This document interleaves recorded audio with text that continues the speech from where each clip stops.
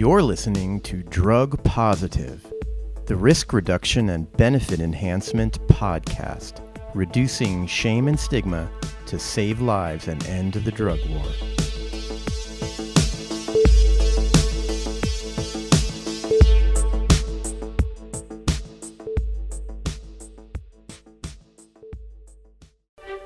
China is no stranger to the illegal drug trade.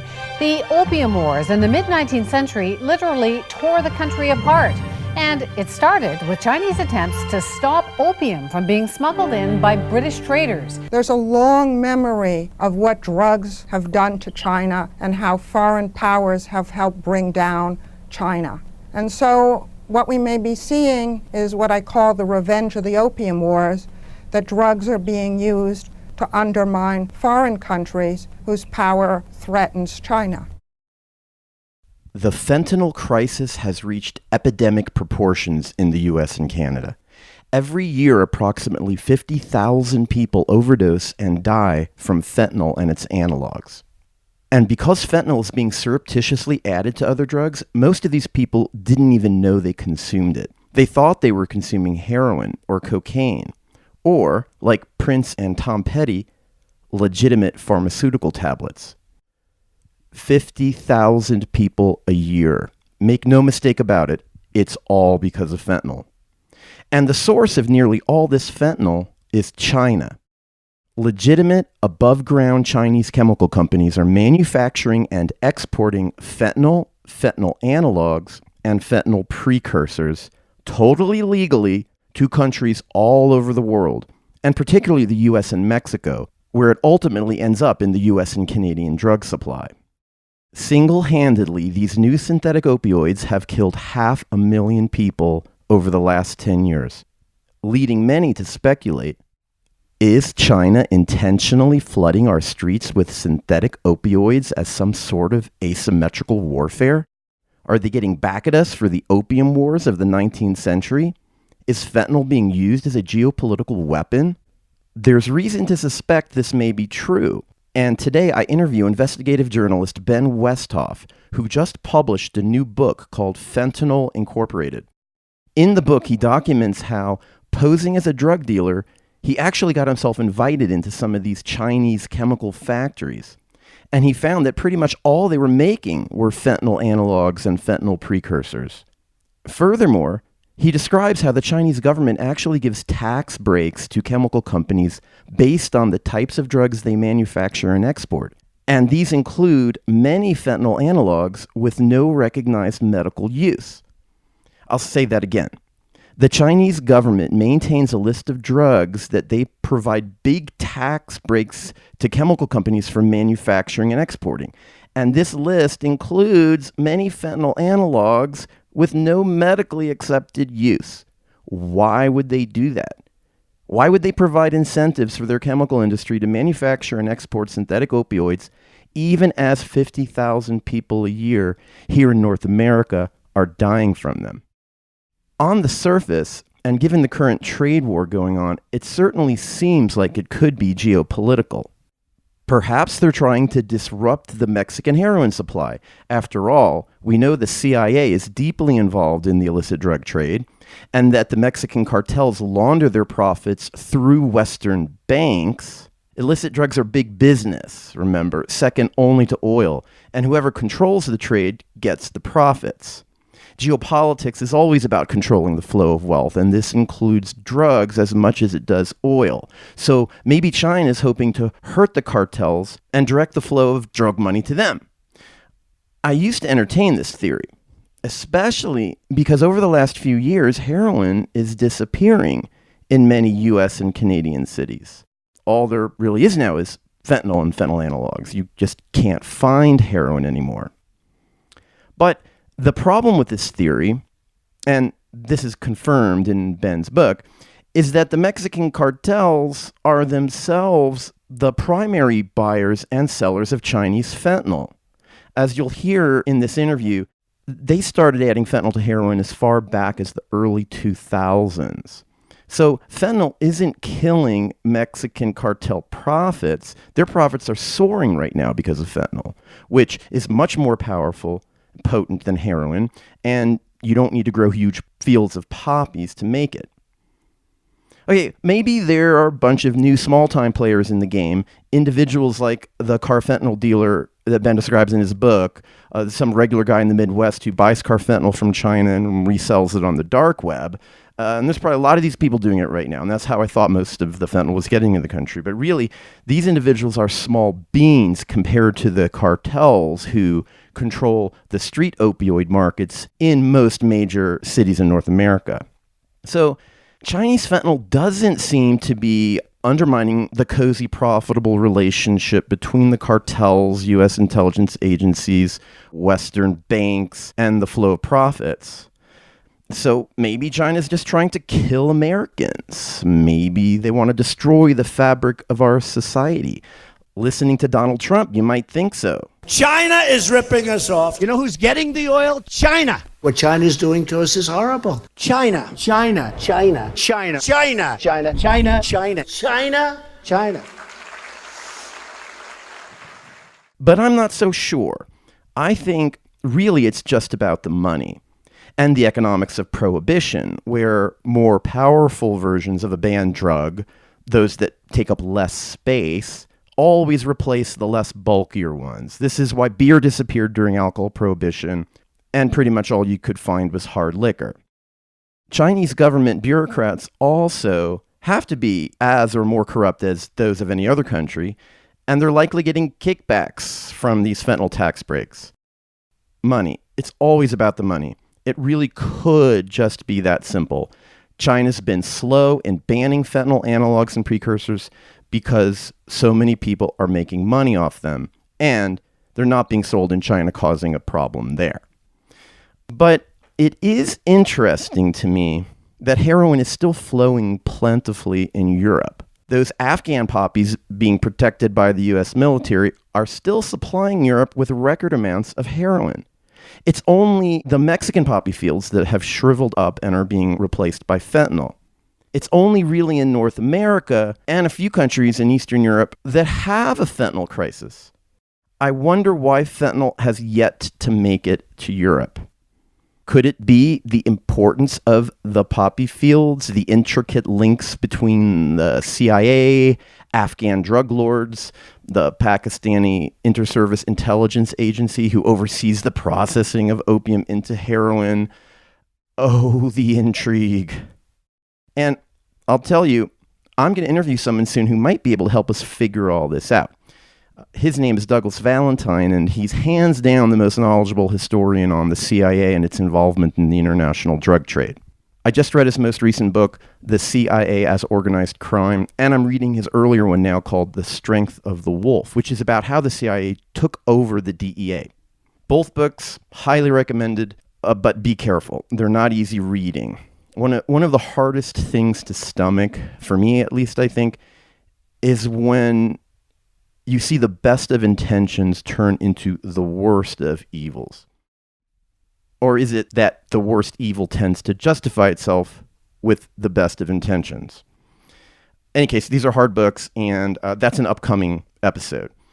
Back to this episode, which is with author Ben Westhoff. I do have a confession. It's not really about China and fentanyl. Well, it's partially about that, but Ben's book is also about all the other new synthetic drugs that have come out recently. And he talks a bit about some of the old drugs that you and I love to do as well. Really, I was blown away by the book because it's sort of about my own career over the last 6 years. It follows all the new drug trends and discusses the challenges of providing harm reduction services to accommodate this new reality. The very challenges that I and DanSafe have faced and gone through recently, from cathinones to synthetic cannabinoids, etc. Ben actually interviewed me for this book back in 2014 when he first started working on it. I give a lot of interviews, so I didn't really think much about it at the time, but the book he ended up writing is amazing. It's exactly what most listeners of this podcast are interested in. You're going to love the interview. But first, I have some personal news, which may not be interesting to most of you, but I have to say it anyway for the sake of all the people who've been following this podcast from the beginning. And that is Tatiana and I got divorced. We separated last January and we divorced in March. And that's the reason I haven't put out an episode in 11 months. I apologize for the long delay. It's been a difficult time emotionally for both of us. I moved to Santa Fe, New Mexico, and have been getting my life back together. Tatiana is still in California, and, well, she decided she no longer wanted to be a part of the show. So for those listeners who've been with us from the beginning, that's why she's not here. Life has its surprises, everyone. Things aren't always as you think they are, but we survive and we move on and continue because the drug war still continues. I want to thank everyone who remained a subscriber to our Patreon. Understandably, most of you canceled your subscription since we weren't putting out any new content, but some of you stayed. And I want you to know that money was used for the podcast. I think it went down to about $30 a month that we were getting, and I used that to maintain the web hosting and our Libsyn syndication fees. I had to buy a new Zoom recorder and microphone since Tatiana took those, and there were other expenses too, so thank you again. Because of you, I was able to keep all the episodes up and available all this time for new people to hear, and we've been getting new listeners. Actually, we're now over 2,000 listeners per episode, and hopefully that's going to grow even more now that I've restarted the show. I want to remind people again to remember to subscribe to us using your podcast player, whichever one that is on your phone. You'll get notifications when new episodes come out, etc. And the Patreon, it's actually still there if you're interested in hearing all our episodes of drug nonsense. I will start doing more drug nonsense episodes again soon, as soon as I find a new co-host for it. That was such a fun show, wasn't it? Drug Nonsense, our patreon.com show. In case you haven't heard it, what we did is we go over the most ridiculous drug stories in the media and point out all the nonsense. It was so much fun for me to record those shows, but it's kind of a show where you really need a co-host, and since Tatiana's no longer with me, I'm in the market for someone else, someone with wit and humor that I can do it with. I'm sure it won't take long, so patreon.com, if you're interested, for $3, you get access to all of our earlier shows and the new ones that are going to come out soon. Again, thanks to everyone who stayed on. I appreciate you so much, and I am glad to be back. Okay, now here's the interview with author and investigative journalist, Ben Westhoff. I get knocked down, but I get up again. Get out of the keep me down. I get knocked down, but I get up again. Get out of the keep me down. Hi, Ben. Thanks so much for being on the show. Thank you for having me. Yeah, I do want to tell you, I love your book so much. You are an excellent writer. It is so accessible. You are a stellar investigative journalist. I can't believe all the people that you got access to. And it's essentially, it's my career, basically. So really, really appreciate it. Oh, wow. That's awesome. You know, the first thing I wanted to ask is, I know when you started this book, when you spoke to me years ago, you were initially thinking it was going to be on new psychoactive substances, the newer synthetic drugs, and then it ended up taking a focus on fentanyl. How did that process unfold? Well, I want to thank you, too, for being such a great help for this book, not just in the beginning, but in many other parts of the process, too. And yeah, the book started when I was the LA Weekly music editor, and I was investigating why so many people were dying at raves. What year was that?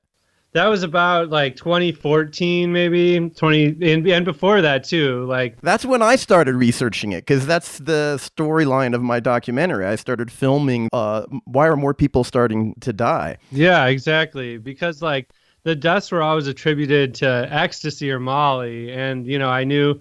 And you confirmed what I thought was that pure MDMA doesn't kill very many people. So I wanted to know what was adulterating these drugs. And that's when I learned about NPS, novel psychoactive substances. And then it wasn't until later that I learned that fentanyl was, killing more people than all of these other drugs combined. And so that took over the book to a certain extent, but still, as you know, it's really also about NPS in a big way. Right. Well, changing the title too, I think probably popularized your book a lot because so many people know about fentanyl nowadays. Far fewer know about all of the other drugs that are out there.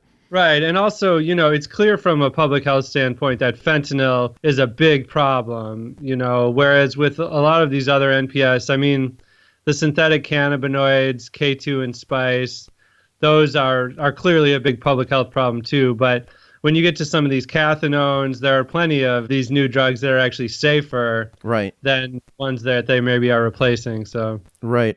But it is interesting that they're kind of going away. I mean, the number of fatalities in the festival culture has seriously dropped in the last 2 or 3 years. And, maybe I could say Dance Safe and our educational work had something to do with it. But I also think that the darknet is kind of cleaning itself up and fewer people are selling and buying even the cathinones, which were, I think, the cause of most of the festival fatalities because of the confusion between what is really Molly and what's a good dose. Yeah. But now it's hard to find the cathinones. Yeah, and I think PMA and PMMA, those probably we're not seeing quite as much. And then also just this new drug that's coming out of China, I forgot what it's called, but it's a viable MDMA precursor. PMK. Yes, exactly. So before, like Sasha Shulgin, the godfather of ecstasy, as he was known, suggested using saffron oil to make MDMA. And that's what was the most popular way to do it. That comes from a tree. It was harvested in Southeast Asia. But then the police, the international, law enforcement really cracked down. And so for a while, saffron oil couldn't be found in very large quantities. And so that's when all these adulterants came in. That's when all the deaths came in. But now, as you're saying, PMK is starting to be very, very common and plentiful. The amount of MDMA on the market today is incredible. Use is at an all-time high, and the price is at an all-time low. Yeah, I guess the worrying thing is that these big pills are out there, these huge dosages, and people I've talked to haven't really known why that is. Right. Well, yeah, that's these presses coming out of the Netherlands. I've heard that because the laws there are written such that it's number of pills that increases your sentences, packing more milligrams into a pill would reduce the sentence if you got caught. That makes a lot of sense. Again, it's prohibition creating the problem, right?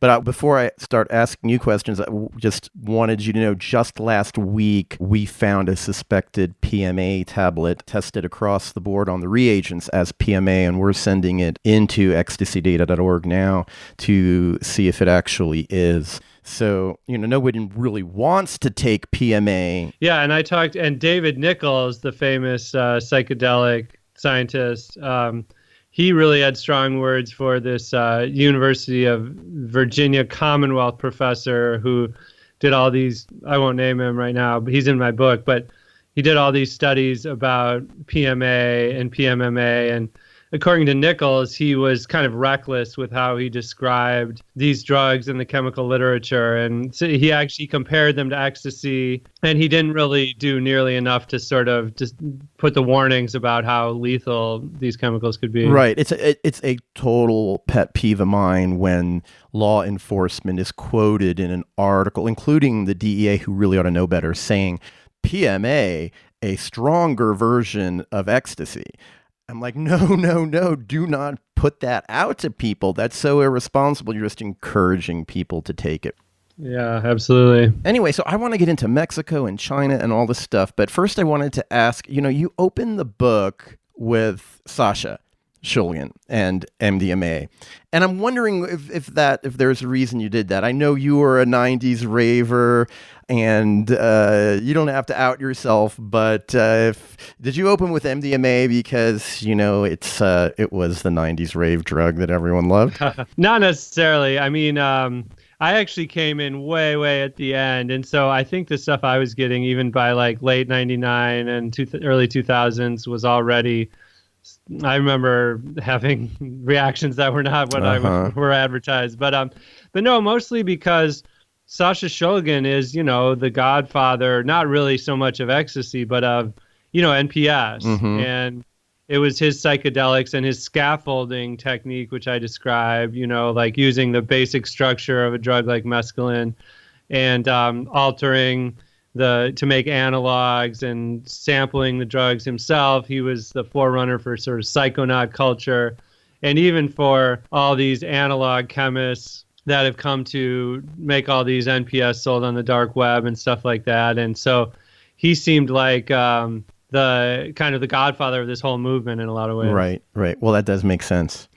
One, speaking about Sasha's greatest invention, many people, including myself, believe that you talk about in the book, 2CB. I was fascinated to hear in your book that 2CB has become popular in Colombia, and you say is kind of replacing cocaine even in the capital. How did you learn that?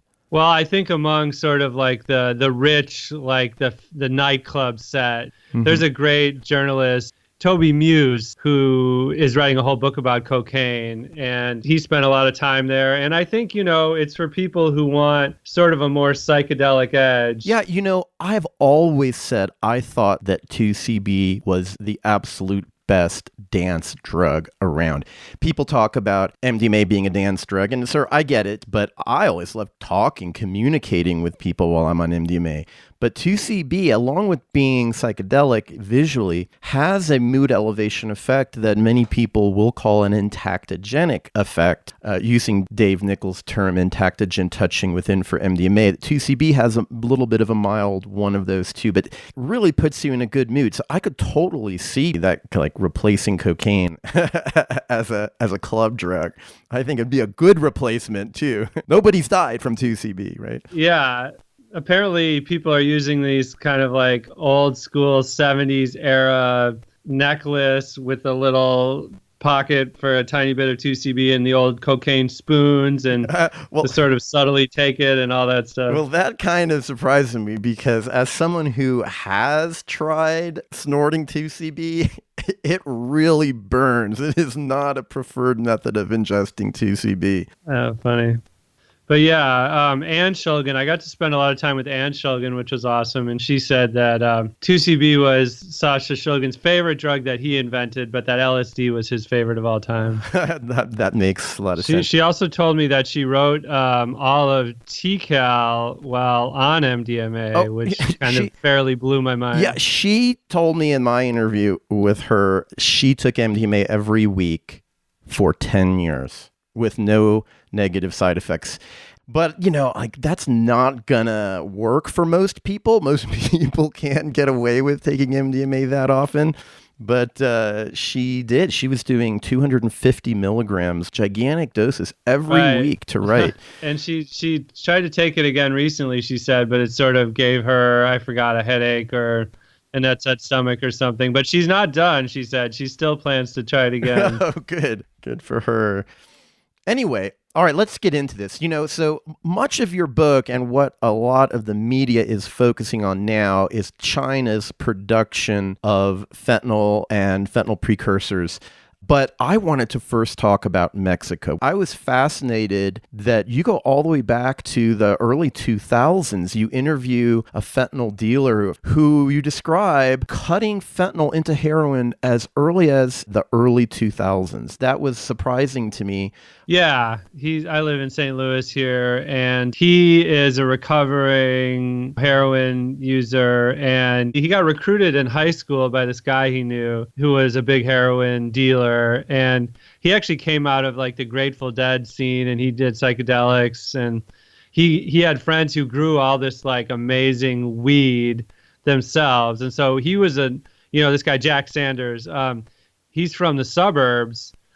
But he like found his way to North St. Louis, which is the mostly black part of the city where this heroin dealing was going on. And he, won the favor of the local drug dealers by just bringing them all this weed, this really fragrant weed. And so basically he had his own heroin addiction and he was working for free for this old classmate of his. Basically his payment was all the heroin he could use. And so he began kind of climbing the ladder in the organization, and they started meeting up with the the Mexican cartel affiliates who'd come through St. Louis, and they would drop off shipments of meth, cocaine, heroin, and marijuana. But then one day, just all of a sudden, in the middle of last decade or something like that, they got this new package. It was smaller and it just said F on it, and they didn't know what it was. And so the guys explained to him, this was a free package. They got it first. And they said, well, this is the latest stuff. You have to mix it up with heroin. And they showed them this very crude technique, which was to combine heroin and fentanyl in a Mr. Coffee, like coffee bean grinder. And they mixed it up that way. And then at first, they only used 1 part fentanyl for every, 7 parts heroin. But then gradually over the years, they used more and more and more to save money. Let's be real clear about that. That heroin was not pure because fentanyl's 50 times greater than heroin. And the fentanyl wasn't pure either. Yeah, and and this is getting to the problem with this is what's causing the fentanyl epidemic is. When the fentanyl comes from China, it's all made in China. It's very pure by all accounts, and it comes into the U.S. either through the mail or through the Mexican cartels. But the stuff on the street is all from the cartels. And so once the cartels get the fentanyl, they cut it right from the start. Yeah, that was really interesting for me to learn reading your book as well, including Benadryl that could increase the risk of overdose. Yeah, because it gives people the nod and makes them think that, they've got some good product. Right. So did Jake Sanders tell you how and whether the heroin they cut with fentanyl back then in the early 2000s, was it liked more? Did users want it? Was it Yeah, it was more powerful. Yeah. And people did want it, especially his community of longtime addicted users. And these are people who take heroin and it helps their withdrawal symptoms, but it doesn't get them high anymore. And so this new product with fentanyl would get them high again. Was it causing fatalities back then? It started to, almost immediately. And the problem is obvious. And Jack Sanders didn't even realize this, I don't think, until I explained it to him, that you can't mix up heroin and fentanyl with a coffee grinder. You know what I mean? It's just going to be full of hot spots. There's no way you're going to be able to mix it up properly. And that is the problem right from the start. Right. So it started increasing fatalities even then, but because it was so profitable, they didn't stop. Yeah. And not just that, it's because, this addicted user mentality. And I had a lot of people tell me this. I know there's even been some studies going around, but the idea that if someone overdoses, other users don't, run away from that batch. They say, well, that must be the really powerful stuff. I need some of that. And so they saw it as marketing in a really twisted way. Right. So, you talk to a lot of different people from all ends of the spectrum for this book. You spoke to a carfentanil dealer. You won his trust because he liked your previous books on rap music. And you talked to DEA agents. How does an investigative journalist gain access to all these different people? And did everyone trust you? Well, the dark web dealers, I was very upfront with them. Because I wanted to meet with these people in person, and so I just said I was a journalist. I didn't pretend I was a drug dealer or anything, and I was shocked how many of them were willing to talk to me. I feel like everyone wants to get their story out, and people had different sort of moral justifications for what they were doing. I was actually able to meet with this fentanyl dealer. He sold analogs mostly. He bought them off the clear web, actually, from China, and then repackaged them into a nasal spray, and he sold that on the dark web. And he was willing. We talked for a long time, and he was he brought his child with him when you met him. Yeah, well, at first he had a burner phone, and we were sending encrypted messages, but finally he was like, he's like, so who really killed Tupac? Because my last book was about Tupac and MWA. He said, did Suge Knight do it? And I said, no, I think it was, this and this and this. And he's like, well, I trust you now. I don't think a DEA agent, I don't think law enforcement would know all that. So he agreed to meet me in person. And yeah, he brought his daughter. He was, a blue collar guy who had this day job that wasn't paying the bills. And also he was an addicted user. He'd been addicted to opioids himself for a long time. And so he actually saw himself, people tend to be shocked by this, as a harm reduction activist of sorts himself, because in his mind, people could buy this nasal spray, this fentanyl analog nasal spray, and, it would help their addiction, and it'd be much cheaper than buying, Oxycontins or something that would support big pharma. Cheaper drugs is harm reduction. I have mixed thoughts about that. I remember when Ross Ulbricht used the harm reduction defense for when he was busted for Silk Road. That's right. By claiming that it's a lot safer to buy your drugs, off a marketplace online. I mean, all that is true, but as a pioneer in harm reduction, I'm like, yeah. What we really need is legal regulation so that people, because even that, what if he makes a mistake mixing up his nasal spray and overdoses someone, Yeah, that's so, again, these aren't being done in laboratories by trained chemists. These are people doing it in their, their bathroom or whatever. Right. Yeah, well, it was fascinating. And then what about the DEA agents that you spoke to? Like, I've had a hard time getting any DEA representative to let me interview them for my movie. But, of course, Dance Safe and the DEA has a past. Yeah, I mean, who knows what goes on in the inner workings of an organization like that. But I did have to wait, like, an incredibly long amount of time. I filled out a form to apply to be able to talk to them, to explain what the scope of my project.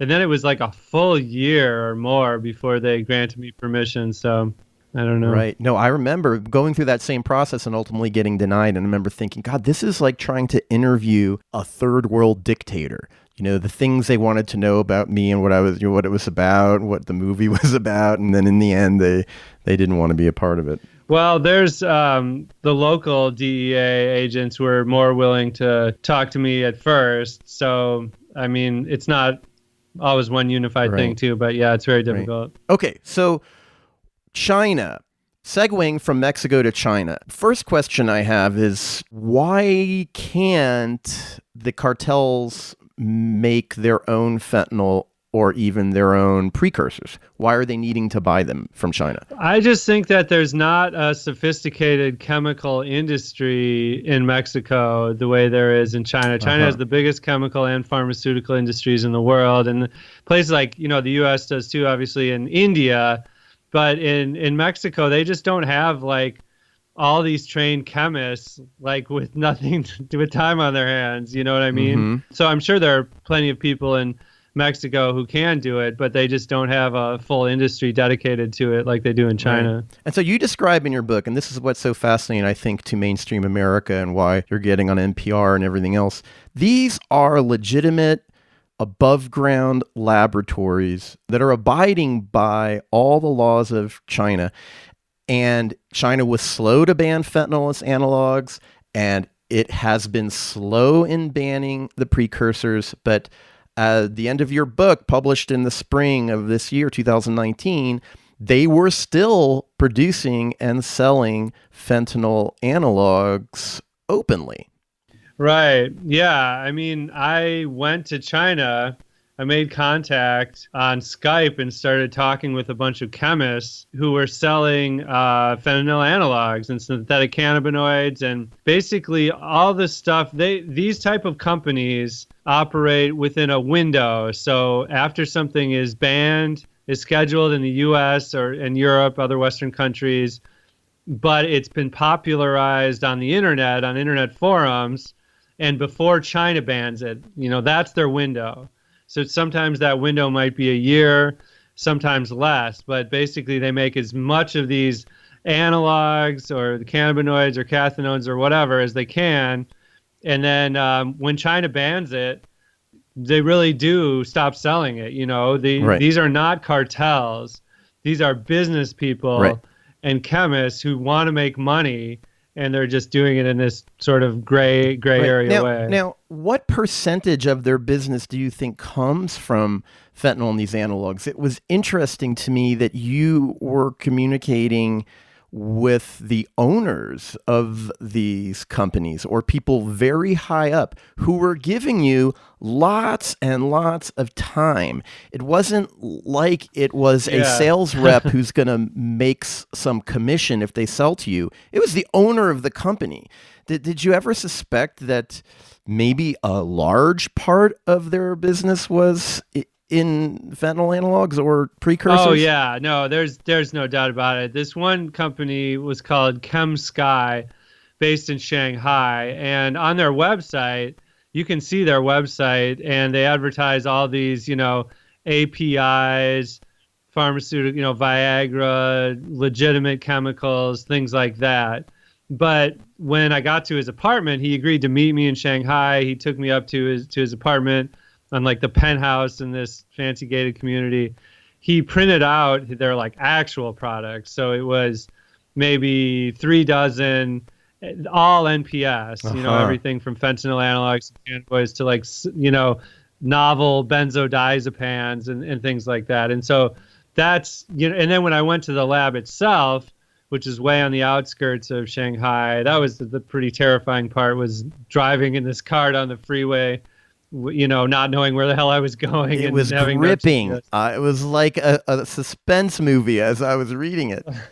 Yeah, it was pretty terrifying. But in the lab itself, it was all I saw them making were the fentanyl analogs and the cannabinoids. Those were like just in huge quantities, especially the cannabinoids actually. And he was telling me all the different countries, he said Russia and Belgium and the Netherlands and all these European countries. And I think actually a lot of them probably ended up in the U.S. Right. I think a lot of the packaging and intermediaries for those drugs are located in Europe. Yeah, won't test positive on a drug test. So I'm sure they're extremely popular in many countries. Yeah, and that fueled the whole rise of these drugs, which nobody seems to want much of normally. Exactly.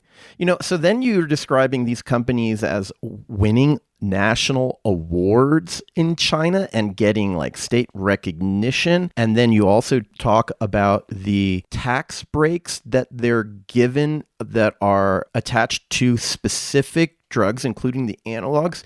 It really does make you think that there's either corruption, that some of these government bureaucrats are getting kickbacks, or maybe some kind of geopolitical war against the United States. Like, what did you, and you mentioned those things that you're a little bit non-committal in what you believe is actually going on. Like, can you be candid? Yeah, well, Jesse Ventura definitely believes that there's a conspiracy from China. But yeah, no. So it is crazy though. Yeah, like, China offers value-added tax rebates for fentanyl exports and fentanyl analog exports. So value-added tax rebates are basically like if you spend some money in the production of a certain chemical, you get all that, you get a certain percentage of that money back as a tax rebate for certain chemicals. So China's basically trying to encourage the export of certain chemicals through this tax. So lots of chemicals don't get any rebate at all,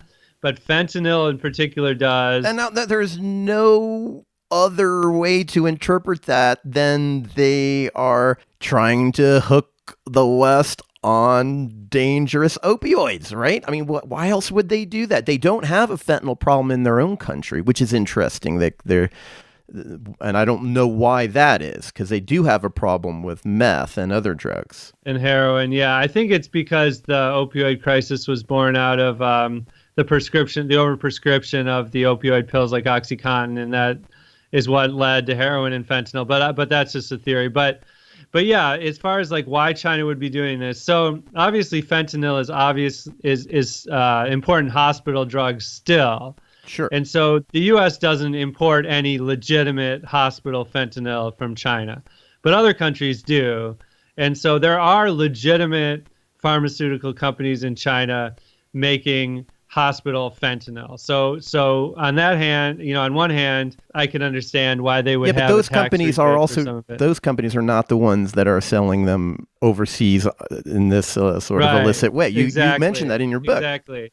And at the same time, all of these obscure fentanyl analogs, like 3-methylfentanyl And even synthetic cannabinoids, these also get these tax rebates. And these drugs have never been used in a medical setting. These drugs are only used as drugs of abuse or recreational. And so that I have no idea why the government would be giving a tax incentive for those. Right. Now, what's interesting to me is that fentanyl is replacing heroin in many cities in North America. Last December, just after my last episode, I went to Canada and I visited both a safe injection site in Calgary and in Vancouver, and I talked to harm reduction activists there. And essentially, you can't find heroin anywhere. And they're not even calling the opioid that they're using heroin anymore. They just call it down. They call it down? Yeah. Oh, wow. And that's the first nickname I've ever heard for fentanyl. Yeah, in Canada, well, it's just the users are calling it down and they don't even know what it is. When the drug checking happens, it's mostly fentanyl and its analogs mixed with either caffeine or some other type of inert white powder. And, again, the problem is it's not really mixed evenly, but are we thinking here that heroin in the United States, at least, is going to disappear? Because I think it's the case even in U.S. cities now. Well, yeah, absolutely. It's quite possible. Fentanyl is a strange, not just drug, but just capitalist product generally, because it's driven more by the supply than the demand. Most people don't want fentanyl. Traditionally, it's just cut into their drugs they do want, like heroin and even cocaine and meth and stuff. But in places like St. Louis, where I live, fentanyl is being marketed now on the streets, and even the stuff that's marketed as heroin, all of it contains fentanyl. There's almost no, pure heroin at all. And then places like San Francisco, that's also the case, that it's being sold as fentanyl. And so I think there is a shift. In San Francisco, I think it's in part because the heroin there on west of the Mississippi tends to be black tar heroin, and you can't mix white powder fentanyl with black tar heroin, and so so you can't really call it something that it's not as easily. In a place like St. Louis, I think it's just gotten a reputation as this more powerful drug that's cheaper, and I do worry. But ultimately, like I said, it's not the demand, it's the supply, and it's the cartels that are switching over to fentanyl as fast as they can, because it's so much cheaper to make and it's synthetic, and so they don't have to have these big fields of opium poppies, which are so much more susceptible to law enforcement and takes so long to grow. Yeah, exactly. I remember back in 99, I went to a Harm Reduction Coalition conference. It was the year I founded Dance Safe in Miami, and the talk of the whole conference was how heroin addicts were checking themselves into rehab centers in droves, at least in the east coast of the country, because the Taliban had successfully banned opium. And at that time, Mexico wasn't in the game as much. Most of the heroin was coming in through Afghanistan. And so I'm wondering now, so then Mexico started growing poppies, and most U.S. heroin since then is coming from Mexico. But maybe if they're not growing poppies anymore and they're now dependent upon China, and China does start cracking down on the precursors, and this handful of companies that you visited go under, it could dry up the illicit opioid market in the U.S. in the same way, and we could suddenly have all of these. Well, I think the market will just shift to India, and we've already seen examples of huge fentanyl busts happening in India, and it could also go to places like Russia. It's hard to tell exactly, but Russia seems to have people making it too. Yeah, what I meant, it would last a year maybe, right? There would be a dearth for a little while, just like happened in 1999, and then quickly the vacuum would be filled. Not at all suggesting, anyone who knows me, that we can control the supply side of drugs and create a drug-free world. We know that's never going to happen.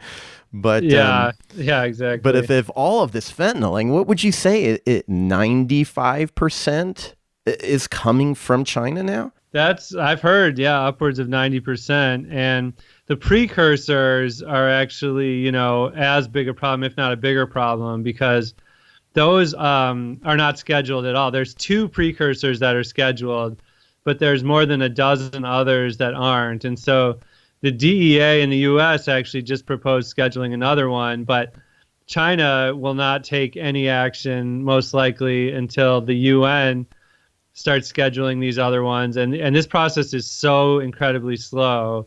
So I don't think this is going to happen anytime soon. Interesting. Okay.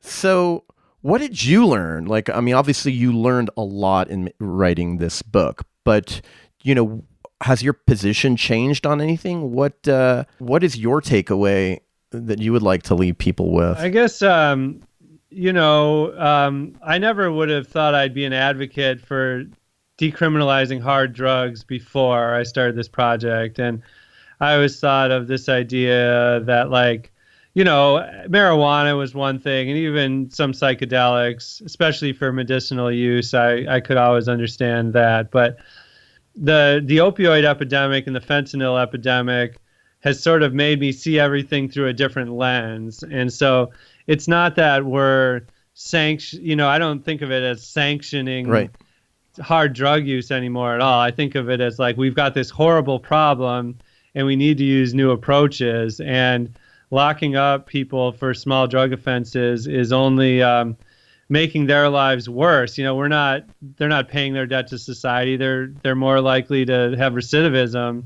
Right. And it's certainly increasing the black market value of these drugs. Much of their price is because of the risk entailed in buying and selling, et cetera. So, you know, and that's just increasing the profits of people dealing. And maybe decriminalization will even reduce supply in some way.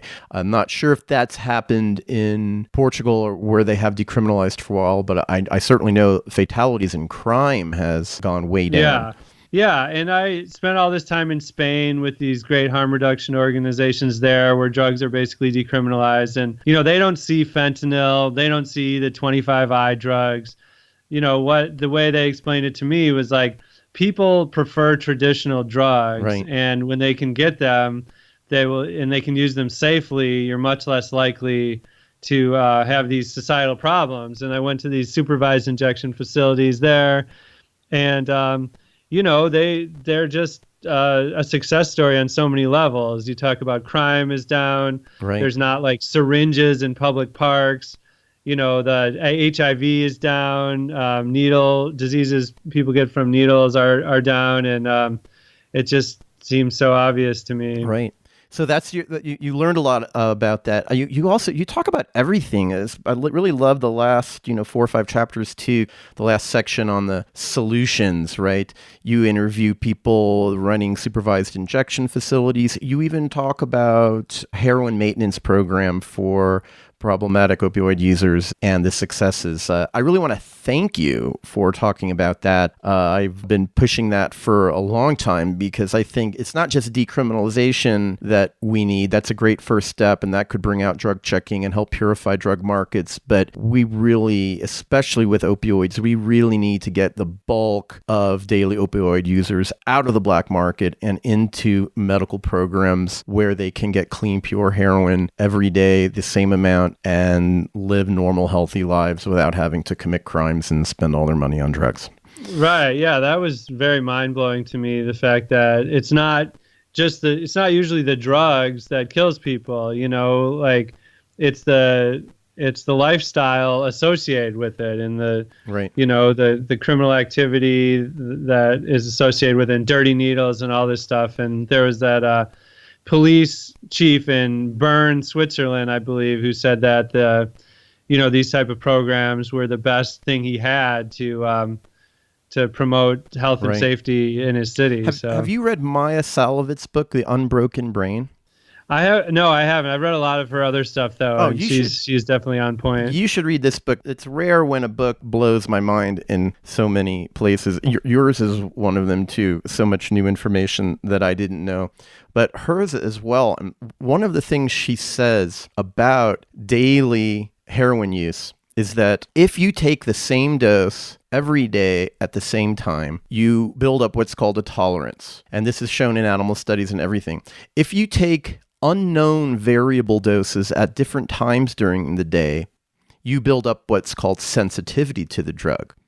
And you're more likely to overdose and die, not just because you may get a dose bigger than you expected, but because that biological sensitivity that you've built up from taking variable unknown doses actually increases your body's sensitivity to the drug that can result in death much more quickly. And so these heroin maintenance programs where people can come in and get their heroin every day at the same time have had 0 fatalities.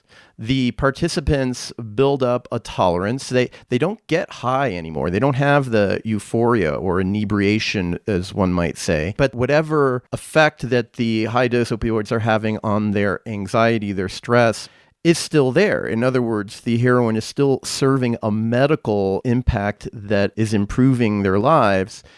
They're just not getting high anymore. And they're not all craving to get high again. While we know some users do, most users, at least the ones who enter these programs in Switzerland, they don't care about getting high. They would much rather just have stability, be able to go out and get a job, put food in the fridge for their kids again.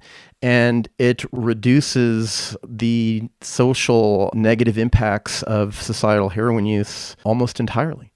Wow, that is super interesting. That's very cool.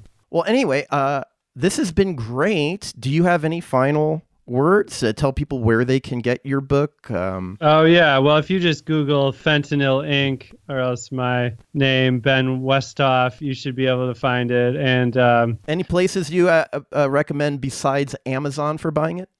No, just your local bookstore. It should be there.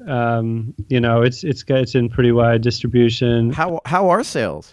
They've been good. Yeah. I mean, I've been happy about it so far. Is it going to become a bestseller?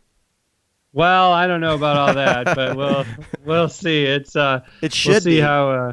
Well, thank you. Yeah. It was a big project. I learned so much. I've been so happy to do it, and I'm also on my website, benwesthoff.com, I've been trying to, I'm going to do a little more reporting on what's going on in China with some of these Chinese companies because they are, there's been some ramifications of my book, and one of them is like getting shut down. It looks like there's this huge fire at one of these factories, and they don't know if it's arson yet, and so there's interesting. more intrigue going on. Huh. Wow, yeah, I would be very interested in reading your follow-ups. You're going to publish them on your blog, huh? Yeah, it looks like I'm planning to do that, yeah. All right. Well, thank you again. All right. Well, thanks, Emmanuel.